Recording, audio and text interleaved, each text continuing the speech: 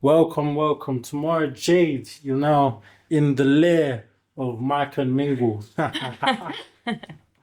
Yeah, wanted the audience that are watching today to know that you were one of the first artists to actually perform at our first event as well. So I've got to say a big thank you for that, for supporting our event. Thank you for having me. No, pleasure, pleasure. Wanted to find out more about yourself. So wanted to find out, obviously getting up on the stage is a daunting experience. Is there anything that you do before you get on the stage in your rituals that you perform to kind of alleviate any kind of nervousness or I used to feel really, really nervous, like when I first started out, and I used to have like almost like a little pep talk with myself. And I think with time, it's almost just become second nature. So my rituals at the moment are just like a vocal warm up, and then charge my natural Duracell batteries because I have like a lot of energy anyway. So I just make sure that I have like fully charged energy, and then I don't really need to do much else. nice? The piece that you performed, what was the emotion behind it? What was the message that you was trying to convey? Oh, that song's kind of self-explanatory, I guess.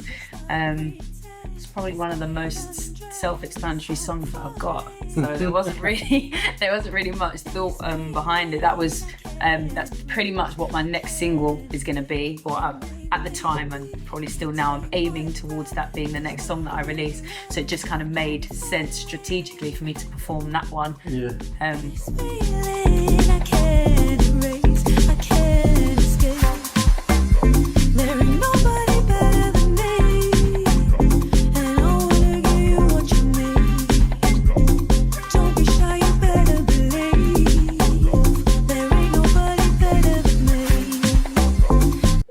Was there anything that inspired you to create that piece or any situations? So that piece was created quite similarly to how most of the content that I've got has been created. I turned up at the studio. Most of my work has been done with the same producer, Bobby Zion. I turned up at the studio with almost like a 10-second concept in my head, and he also has like a 10-second concept, and we just kind of build from there, and the song just grows together with the music. So there was no thought process before I got there. There was just like a little bit of an idea, and it kind of just happens in the moment. Nice, nice, nice. Yeah. What other projects have you got in the pipeline? Have you got any videos that you're pushing at the moment? So I'm still trying to figure out how to get things like videos done. And I know that it sounds like it's a really simple thing, but for some reason I find it really complicated. I have made a storyboard, so we're getting closer for one of the songs that I have. And I would like to do visuals for all of them. My plan at the moment, I've got 7 songs of the same genre, all made by the same producer. And I'm thinking that that's an EP, although I've been told that that's closer to an album. So I'm just trying to work on getting visuals and videos done for those, and then figuring out a plan on how to release it. Okay, so basically you're as an artist, you're doing all of the behind the scenes yourself. You're not relying on a team or any other people to kind of help create this vision that you've got in terms of your music videos. I guess you could say that, although I think it's going to be near enough impossible for me to do this without a team. I just don't know who my team is yet. But I'm working on it. Definitely would like to work with some kind of videographer. Yeah, I'd definitely like to have a team. I'm just still figuring out who they are. Yeah. Well, hopefully through this video you might Yes, find me. I'm looking for videographer, you. the right one, you know? I need help.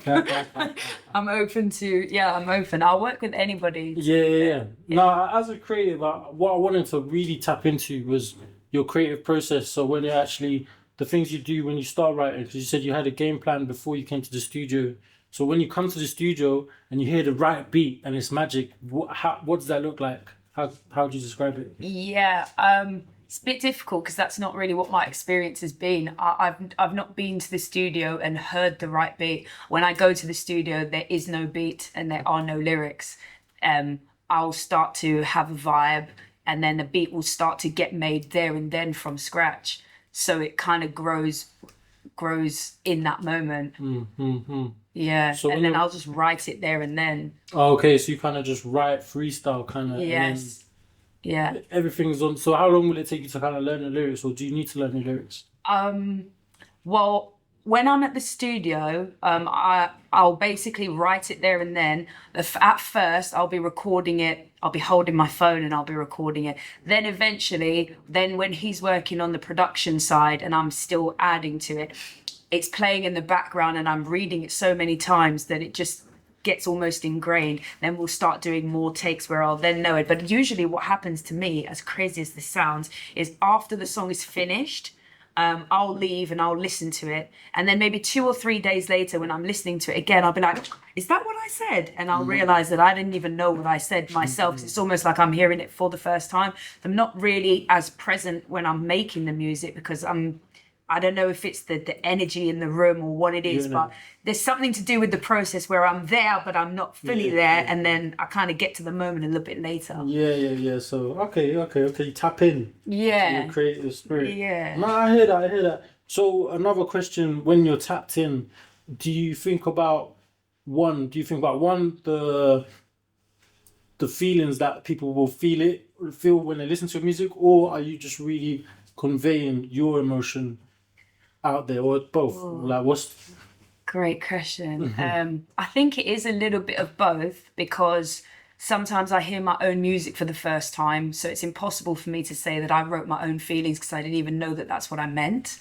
But I also feel like the songs that I write don't even always mean the same thing to me. Like I've heard my own songs based on different things that I've had going on in my own life. I've heard my song one time, and then maybe a couple months later I've heard my same song and it had a completely different meaning to me because of what I've now been through or what's going on for me in that moment. So I definitely think that the music speaks to loads of different people because it speaks to me more than once in different circumstances. So I think there's a little bit of everything going on there. so it's basically like got a dynamic range to it. Yeah. Yeah. Cool. Now you seem to have a lot of things going on. I wanted to find out as well, your evolution as an artist. What have you got in store for yourself as a future, and what are your aspirations as an artist as well? I don't have like the typical aspirations like I want to be famous or I want to be rich because I don't really care about either of those things. I think I just want to feel fulfilled, and what fulfills me is sometimes I'll feel like I have something that I need to get out, and I may not even understand what that is, but music helps me release that. And I think for me, my aspirations are I need to be able to express myself musically. So I'll have like these random crazy ideas, and until they happen I won't feel like I'm fulfilled. So like my most recent crazy idea is I really want to do like a live concert. I want to put a band together and do like an immersive audio experience where like the experience comes to life around you. I've already seen it in my head, so until it happens I'm not going to feel like I've accomplished what I set out to do. So you got that goal set. So it's just basically getting the people around you and then making it happen. Yes, there's that team we were talking about earlier, so I need you 100%. guys. 100%. But one thing before I move on to the more tricky questions, there's something I wanted to ask you as well, so we can actually cover that in footage. We touched on music videos. Is there any music videos that you have out at the moment? No. Okay, not at the moment. No. But there's music videos that you are potentially going to put out. Yeah, I've got a storyboard that's actually ready to be sent to videographers. Super impressed with myself for that because that was hard to do. And then I've got concepts and ideas for like two more. I just need to get the storyboards done. So I'm kind of like almost halfway there, but it's just a case of actually getting it done. Yeah. Makes sense. All right. So there's a lot of debate in the music industry according to streaming platforms and if they actually have the best interest for the artists that are using the streaming platforms. What are your thoughts on the current status of the streaming services in terms of things like Spotify and Apple Music and anything of that nature. Do you believe that they adequately support artists? Um, I think that it'd be impossible for me to say that they don't, because there's music on there. So if I want to listen to an artist, that's where I'm going to go to listen to one. And if someone's going to listen to me, that's where they're going to go.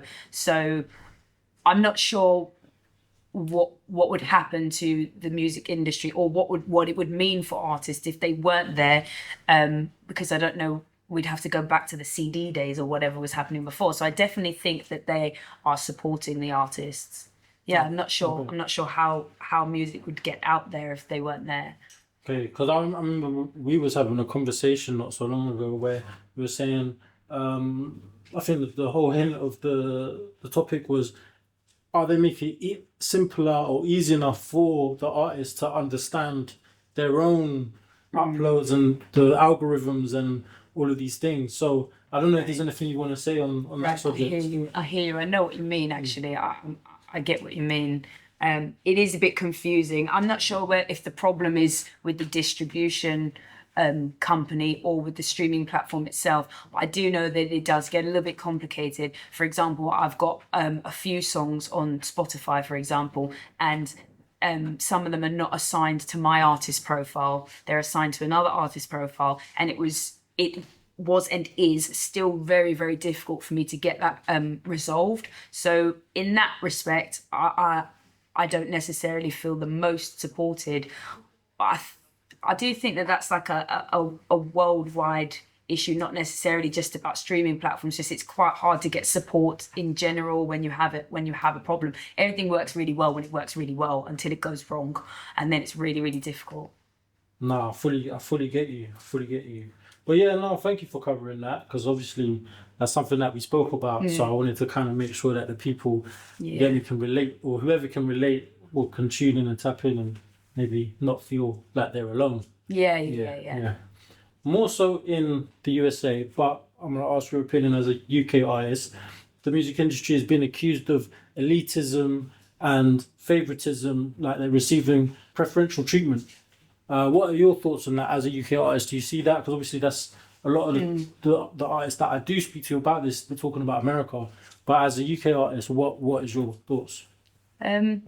Elitism and favoritism. I think that we tend to make our own reality, really. And I think that if you have the mentality that the music industry is really unfair and that it's only for certain people that you have, or that they're playing favorites, then that's what you're going to experience. And I tend to try to not live my life that way. I think if you want something bad enough, you can make that happen for yourself, in which case it no longer matters if the outside entity has any kind of favoritism. That to me is very much what's the right word? I don't want to say a cop out, because that might come across quite rude, but it's almost like it's easier when you're not making things happen for yourself. It's much easier to say that the system is against you, and I'm personally just not of that belief. If you want something bad enough, you can make anything happen for yourself, in which case there's no favoritism other than the one that you put on yourself. Right, so you're basically talking about tapping into a manifestation, and the people that aren't able to tap into that manifestation and make things happen, they're basically using the excuse of, elitism, this, that, and the other. Stop making excuses. If you want something bad enough, you can make it happen. So, there is another hot topic where people have been speaking about the prevalence of unpaid internships within the industry and exploitive contracts. I know it's a contentious issue. I'm not sure if this is an issue that you've seen before, but is there anything that you've seen along these lines where people have signed a contract, they're in for 3 years, potentially longer, and they're not happy and they want to get out? I've personally never had that situation myself, but I would say that to me feels quite similar. Ultimately, you did sign the paper, so I get that you may regret that, but you did still sign it. So I wouldn't really class that as being exploited. I would class that as you possibly made a mistake, and there's a learning experience there for you, and maybe you will either read it different or make amendments or adjustments before you sign it, or perhaps you just won't sign one again. But I'm a very firm believer of taking responsibility for your own life. So if I've signed a contract that I'm no longer happy in, that's very much me. And there's something that you can learn from that so that you make better choices moving forward. But I don't really see it as exploitation. I do think that there are contracts that really violate people's material or the rights to it. I do believe that those exist. I just wouldn't sign one. Cool. So you're basically saying that those contracts do exist, but it's up to the people then to read the contracts, understand what they're getting into, and take responsibility and ownership. Yeah, look, I mean, the music industry is a business, right? If I was on the other side, for example, and if I was a greedy person on the other side, and I saw someone who had something that I could capitalize on, me personally, I wouldn't do this, but I'm saying that mentality does exist. It's the same way if you go to the newsagent, it's like what? 80p for a can of Coke. As soon as you tap your Oyster and you go to the newsagent in the station, it's £1.50 because they can charge that and you're going to pay that. So, there's exploitation everywhere, but it's up to you how much you let somebody take advantage of you. Social media, it's revolutionized the artists in terms of promoting their music and things like that. It's also raised concerns and also pressure to maintain a certain image or brand. How do you balance the authenticity with the demands online to your actual physical, real, flesh and blood, human self? Right. I'm not sure that you really need to balance authenticity if you're actually being authentic. And I don't think that you need to manage like the real you online if that's what you're showing. If you're trying to build an image of yourself that's not true to yourself, then you're going to have all of those problems. But if you're actually just being yourself, you will always be authentic and you will always be representing yourself as your true self. So do you not feel there needs to be a difference between your personal life and your performance life, or how you're portrayed? I think that depends on who you are and what it is that you're trying to show the world. Me personally, I'm just real. I'm just me all the time. What you see is what you get. So there's no difference to me talking to you now as there will be on my Instagram story, or as there will be if you were a fly on the wall in my house. I'm literally actually just me all the time. What you see is what you get. So I don't have that. A lot of people may not like that, but then don't watch it. That's okay too. Yeah, it's like a filter. Basically, you have to filter the people out and get the people. They filter themselves out. If you don't want to be here, you won't be here. Simple. If you don't like what you see, you won't watch it, and I'm fine with that, because I would only want people who want to watch. I wouldn't want anyone who doesn't want to watch. So cool. So sorry to go on. I do think that there is at the moment a lot of pressure on people to be different to who they are, and I would love to be able to share more a message of you don't need to do that. That's literally the opposite of what you need to do. People will love you for who you actually are, so you don't have to have that pressure of keeping up a certain image or being a certain type of way. Just be yourself and the right people will gravitate towards you. Yeah, 100%. I mean, there's so much to talk on that subject in terms of, well, we're talking about filtering people out and basically tuning into the right people. And once you build that network of the right people, nothing else matters. Yes. There's a saying, it only takes a few people, it only takes a handful of people to change the world. Yes, exactly. Yeah. Exactly. So, man, definitely, as you say, the viewers will see you, and whoever connects with you, hopefully they reach out and you guys can take over the world together. Exactly. Yeah. There is another concept, of selling out in the music industry. And have you ever experienced criticism for commercializing your work? I'm not sure if we have the same definition of commercializing work. I don't feel like I've ever done that. I'm making music first and foremost for myself. And then secondly, I'm making music for whoever wants to receive it. So I'm not sure that I could ever commercialize my work. I suppose the only time I could potentially commercialize anything is if I started to make music that I don't like and love myself. And I haven't ever done that, and I'm not sure that I would personally ever do that. Of course, so that kind of brings me back to the previous question that I asked you about when you're writing do you write for yourself, or are you writing to portray and make people envision what you're trying to see? But the answer is you're really writing for yourself and allowing people, if they connect, they connect. If they don't, they don't. And it's as simple as that. Is that correct or accurate? Yes, although no, because I'm not always sure that I'm writing it for myself. I think I'll channel, like for example, I have a song that I wrote because somebody very close to me was going through something, and it made me very, very emotional, and I'm quite a sentient person, so it made me very emotional. I ended up in the studio, and all of those feelings came out almost on behalf of somebody else, and I ended up writing a song that I then sent to her, and she said she felt like the song was speaking to her. But I then listened to the song a week later and realised I was also speaking to myself. So I think there's, like I said before, I think there's a little bit of both going on there, really. Recently, maybe you know, maybe you don't know, but there's been a lot of light shed on harassment, abuse within the music industry, mostly in the USA.